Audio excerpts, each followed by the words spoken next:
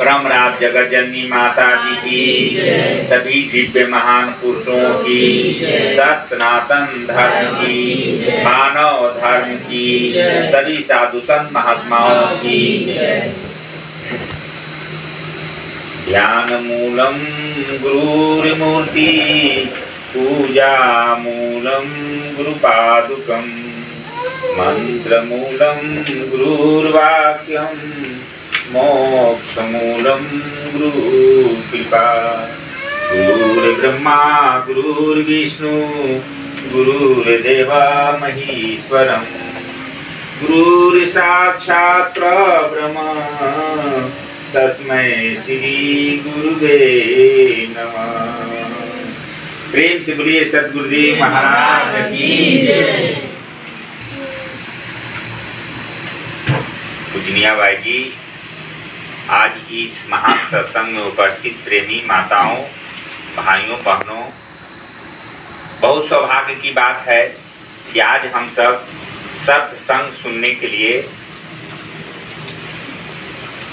एकत्रित हुए हैं। सत्संग, सत्संग का मतलब होता है सत्य का संग। सत्य क्या है? जो इन आंखों से हम देख रहे हैं वह यूनिवर्सल ट्रूथ यानी सत्य नहीं है। वो अगोचर जहां लग जाई ये सब जानो माया भाई, तुलसीदास जी बोले हैं।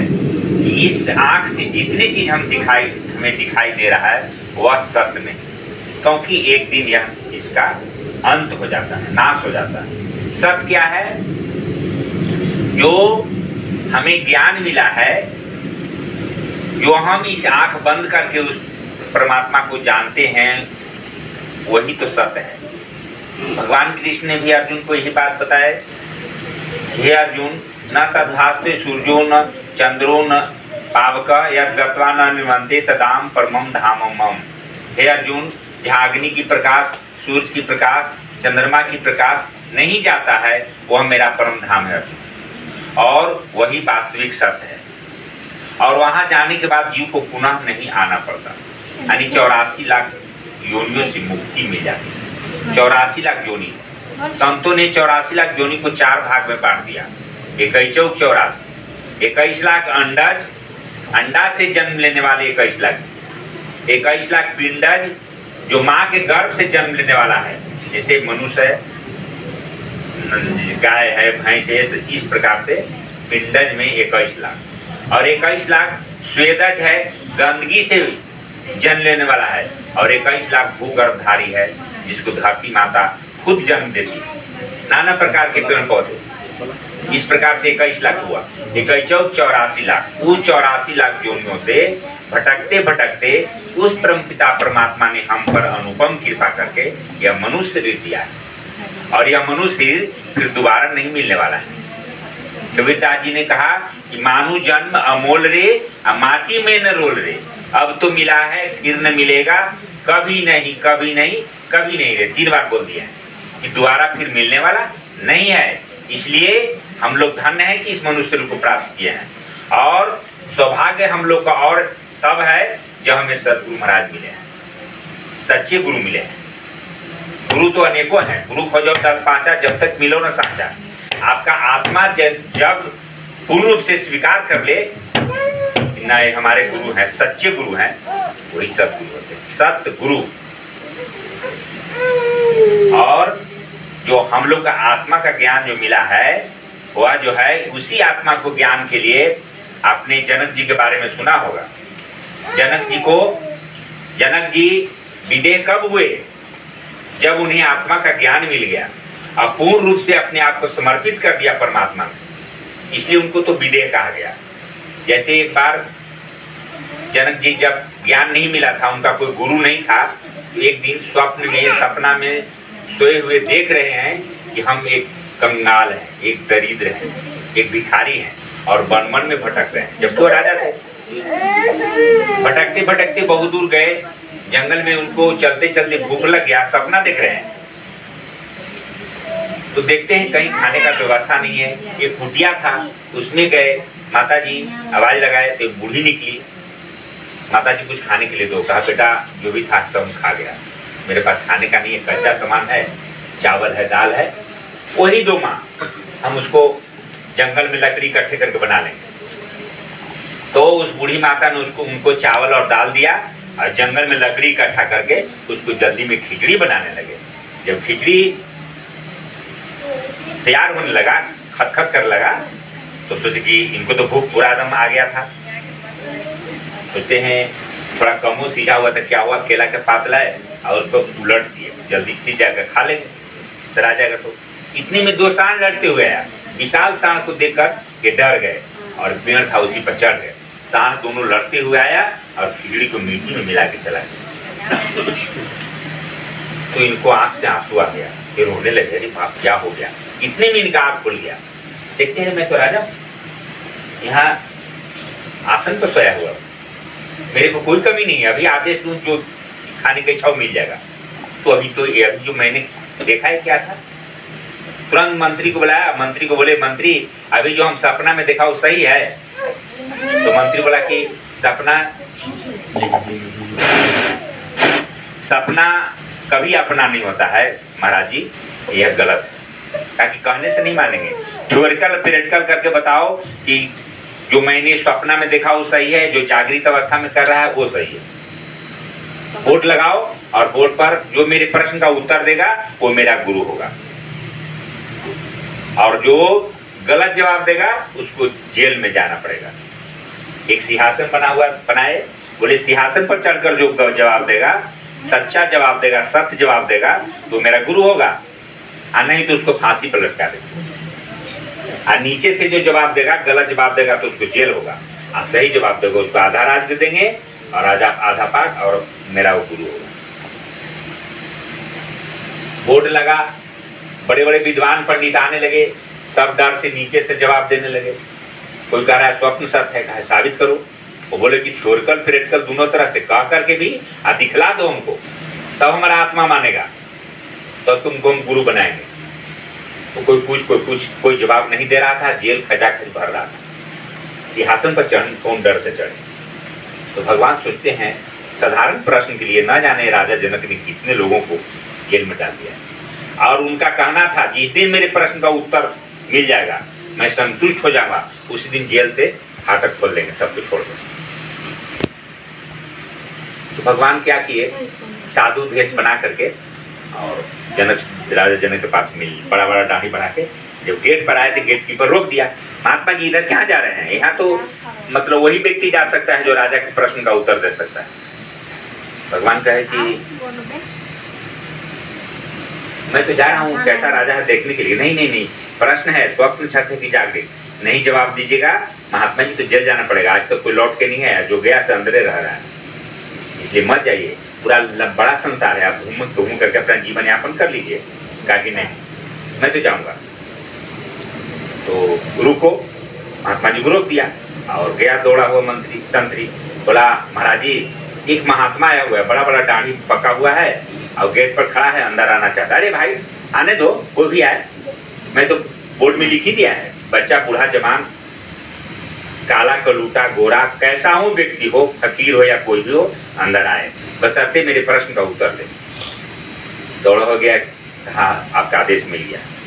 तो गए भगवान, जाके कुर्सी लगा हुआ था उसको बैठ गए। तो राजा जनक देखा कि इनको सत्कार किया, ये सज्जन व्यक्ति हैं, पानी उन्हें दिया और महात्मा जी को बोला महात्मा जी क्या सेवा करेंगे। कुछ नहीं, आपका क्या प्रश्न है कि इतने लोगों को रोज बुला रहे हो, रोज जेल में जा रहा है, क्या बात है। कहा कि हमको प्रश्न है स्वप्न सत्य की जागृत। आज तक कोई जवाब नहीं दिया, तो कोई नहीं जवाब दे सका। जवाब देता तो सबको जेल से छोड़ देता। कहा कि ये कोई प्रश्न है जिस प्रश्न के लिए तुम व्याकुल हो, तुम्हारा प्रश्न का उत्तर मिल जाएगा। कौन दे देगा। अरे तो प्रश्न ऐसा है ना कि आपका प्रश्न का उत्तर जो है एक घास काटने वाला व्यक्ति दे देगा, एक साधारण आदमी दे देगा, एक साधारण भी दे देगा। तो हाँ तो ठीक है दे दे। तो महाराज जी कहेंगे ठीक है। महात्मा जी निकल गए, बाहर निकले तो उधर से अष्टावक्र था। अष्टावक्र का नाम सुने होंगे आप लोग, जिसका 8 अंग टेढ़ हो। अष्ट माने 8 और वक्र माने टेढ़। अष्टावक्र का मतलब होता है जिसका 8 अंग टेढ़ हो उसको अष्टावक्र कहते हैं। जैसे हाथ इधर था, पैर इधर मुड़ा हुआ था, एक आदमी देखे होंगे ना, तो वक्र टेढ़ा आकार था, आंख एगो इधर फिरा हुआ था, इसलिए उसका नाम था अष्टावक्र। तो अष्टावक्र अपने माता से पूछा था कि माँ पिताजी कहाँ हैं? पिताजी को मैंने जन्म होश हुआ जब से देखा नहीं। माँ बोला बेटा तुम्हारा पिताजी स्वर्गवास कर गया है। वो बहुत जिद्दी लड़का था। वो माँ उसकी जानती थी कि अगर बता देंगे कि राजा जनक के जेल में गया हुआ है तुम्हारा बाप, वो भी बेचारा जेल में चला गया था, तो ये भी जिद कर देगा। तो एक अंधरा लंगड़ा लड़का भी है जो कम संतुष्ट है, राजा के पास जाएगा तो फिर इसको जेल में जाना ही पड़ेगा, इसलिए नहीं बताया था। तो भगवान संयोग से खेत आ रहा था अष्टावक्र, तो भगवान तो साधु रूप में थे। कहा क्या अष्टावक्र तुम्हारा पिताजी का खबर है, कहाँ मालूम है? कहा कि नहीं, तुम्हारा पिताजी राजा के जेल में नहीं, हमारा पिताजी स्वर्गवास कर, माँ बोलती है नहीं तुम्हारा माता जी झूठ बोल रही है, तुम्हारा पिताजी राजा के जेल में है। आज तुम एक काम करो, राजा के प्रश्न का उत्तर दे दो और तुम्हारा पिताजी भी के साथ जितना भी जेल में सब छूट जाएगा। अष्टावक्र को बोले भगवान कि तुम पर तो खुद सरस्वती विराजमान बैठा रहे हैं, तुम जो भी बोलेगा यूनिवर्सल ट्रूथ हो जाएगा, जाओ राजा के पास निर्भीक होकर। अष्टावक्र जो कहा कि ठीक है महाराज, गुरु जी का आदेश लिया। अब माता जी को जाकर आज्ञा पैच हुआ, बोला माँ जा रहे हैं राजा के पास। माँ कहा कि नहीं बेटा मत जाओ। नहीं जाएंगे, तुम झूठ बोला है। जब वहां आया तो गेट कीपर उसको रोक दिया, कहा कि अरे भाई अंधरा लंगड़ा तुम गरीब हो, अभी अभी अच्छा विद्वान पंडित नहीं हुआ, तू कहाँ जा रहा है? कहा नहीं जाएंगे राजा के पास, तुम्हारे बोर्ड पर लिखा हुआ है बच्चा बूढ़ा जवान जैसा हो आ सकता है। जिद कर दिया तो राजा के पास फिर गया। हजूर एक लंगड़ा एकदम 8 टेढ़ है, पूछने पर अष्टावक्र नाम बताता है। अरे भाई उसको भी आने दो, को भी आए। तो जब वहां से आया तो भगवान तो बोल दिए थे सिंहासन पर चढ़ के जवाब देना। अष्टावक्र ऊंचा सिंहासन था, उस पर चढ़ गया। सब आदमी देख के हंसने लगा। अरे भाई बड़े बड़े विद्वान पंडित कोई प्रश्न का उत्तर नहीं दिया, गलत जवाब दे रहा है, आइए सीधे सिंहासन पर चढ़ गया। इसका परिणाम ये होगा कि गलत जवाब देने पर इसको फांसी हो जाएगी। सब हंस रहा है इसके लिए। आई जन यही अष्टावक्र सोचता है मैं जीवन में बहुत रोया है, आज हम भी हंस लेते हैं, ये मौका नहीं। ये भी हंसने लगे, सब चुप हो गया। तब ये राजा की ओर देखा और बोला कि ये चमारों की सभा कौन लगा दिया है? राजा का कहे सब विद्वान जानकार वाला आदमी है, चमार कैसे हुआ? अरे सब टोटल चमार हैं और आप भी चमारे हैं। राजा किसी आगे अष्टावक्र बोला कि मेरे को तो फांसी है ये है, दे दो, लेकिन सब चमारो, पूछो कि कैसे? राजा बोला कैसे? कहा कि चमड़े की पहचान कौन करता है? चमार। तुम लोग मेरे शरीर के चमड़े को देख करके हंस रहे हो। इस चमड़ा हमने अपने से नहीं बनाया और तुमने भी नहीं बनाया है, ये परमपिता परमात्मा ने बनाया है। तो राजन जो चमड़े की पहचान कर ले उसको कहते हैं चमार, और तुम मेरे शरीर के गहरा मेरे चमड़े को देखकर हंस रहे हो तुम लोग, इसलिए तुम लोग हो गया चमार। ज्ञानी तो कोई है नहीं, ज्ञानी जो होगा वो नहीं हंसेगा। जैसे राजा ईख होता है, गन्ना टेढ़ी मड़ी होती है लेकिन उससे निकलने वाला रस टेढ़ा नहीं होता है।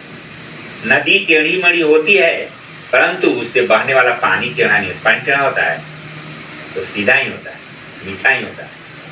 ठीक उसी प्रकार से शरीर टेढ़ा मेढ़ा काला कलूटा बेढंगा हो सकता है परंतु इसके अंदर में रहने वाला ज्ञान टेढ़ा नहीं होता है।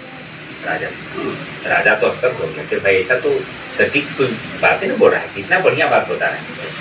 अष्टावक्र के अंदर में सरस्वती का वास हो गया, तो जो भी बोल रहा था यूनिवर्सल ट्रूथ भगवान को नहीं दिए थे, तुम जो भी बोलेगा सत्य होगा, गलत तो होगा।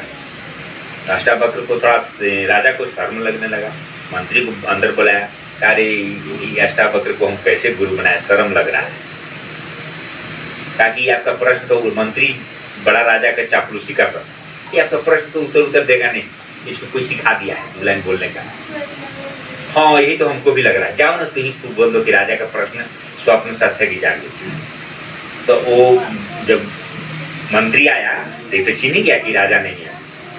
राजा देख लिया अष्टावक्र की तो राजा नहीं है, ये तो मंत्री है। बोला कि महाराज की जय हो। कहा कि जय हो, क्या बात?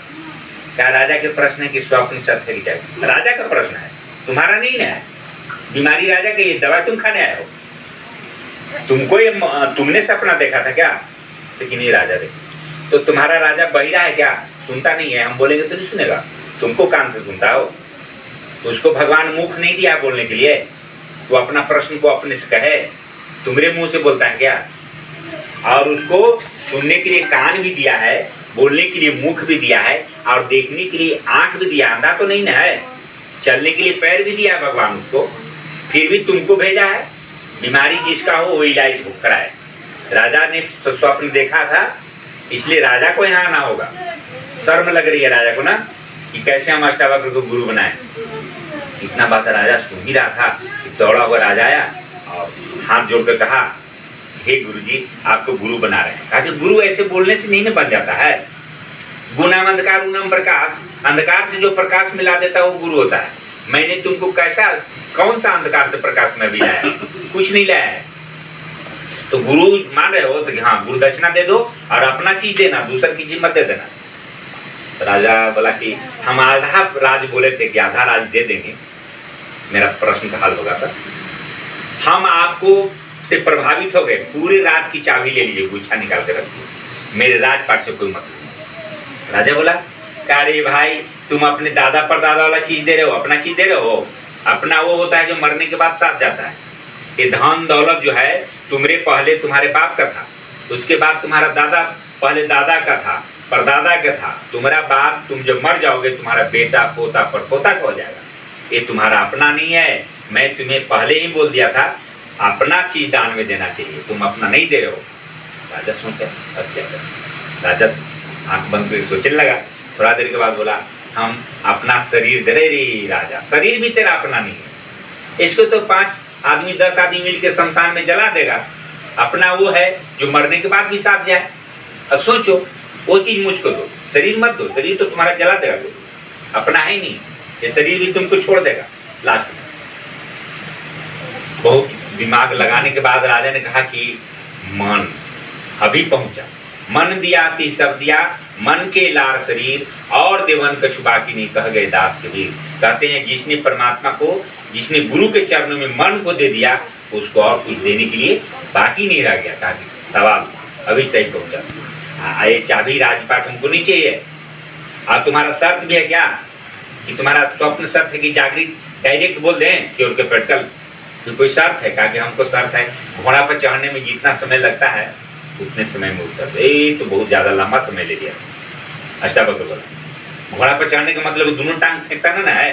घोड़ा पर घोड़सवार चढ़ने वाला पहले एक टांग बिकता है, उसके बाद उसको बैठा के दूसरा का चढ़ाता है ना। तो कहा कि तो लंबा समय है। आंख मूंदने में, मटकी मारने में जितना समय लगता है ना, उतने समय में मैं बता दूंगा कि स्वप्न सत्य की जागृत। लेकिन तुमने शर्त रखा, ला घोड़ा। तो घोड़ा आया और बोले कि हम बोलेंगे 1 2 3 बोलेंगे तब तुम उस पर चढ़ना, तुमको प्रश्न का उत्तर हो जाएगा।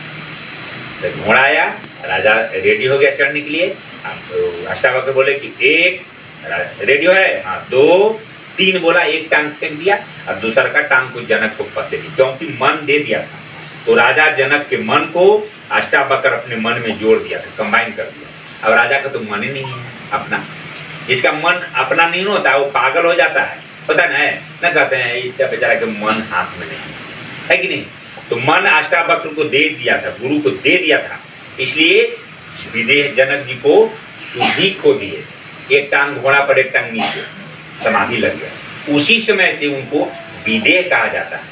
उनको देह का शुद्धिए नहीं रहता, जहाँ चलते चलते भी बात करते करते उनको समाधि लग जाता, विदेह हो जाते थे। इसलिए अष्टावक्र को विदेह कहा गया। तो जिसको हम वो ज्ञान को हमें गुरु महाराज ने दिया है, आत्मा का ज्ञान, वही आत्मा का ज्ञान, अगर उसमें आप लीन हो जाएंगे तो आपको शरीर का शुद्धि नहीं होगा। जब ध्यान आ जाएगा तो पता नहीं क्या हो रहा है, क्योंकि अंदर क्या चीज है, हम लोग बाहर ढूंढ रहे हैं। कबीरदास जी कहते हैं भगवान क्या है, अंदर में है। कहाँ ढूंढे हैं? बाहर। मृग नाभि कस्तूरी बसे, मृग ढूंढे बनमाही, ऐसे घट घट ब्रह्म है दुनिया जानत है। मृगा के नाभि में कस्तूरी होता है, कस्तूरी में बहुत सुगंधित गंध होता है, उसी से इत्र बनता है। लेकिन मिर्गा को मालूम नहीं होता है कि हमारे अंदर में नाभि में है। उजने से हवा चलता है, अब उधर से हवा चल रहा है तो उसको लगता है उधर से दौड़ता जाता है दिन भर, लेकिन मिर्गा को मालूम नहीं होता कि गंध हमारे अंदर है, मालूम हो जाता तो सूंघते रहता। ठीक उसी प्रकार से परमात्मा हम सब के अंदर में है। कहाँ ढूंढ रहे हैं? बाहर। हिंदू लोग मंदिर में जा रहे हैं, मुसलमान मस्जिद में जा रहे हैं, सिख गुरुद्वारा में जा रहे हैं और ईसाई चर्च में उसको खोज रहे हैं, लेकिन वो कहीं नहीं है। मोसो कहाँ ढूंढो बंदे, मैं तो तेरे पास हूँ। ना क्रिया न कर्म में, ना मैं योग उपवास में, मोसो कहाँ ढूंढो बंदे, मैं तेरे पास। समय ज़्यादा हो गया। अब आप लोग के बीच में पूजनीय भाई जी आपको अमृतमय वाणी से सत्संग सुनाएंगे और हम लोग शांति से उनको सत्संग को सुनकर अपने जीवन को कृतार्थ करें, धन्य करें। प्रेम से बोलिए सतगुरुदेव महाराज की जय।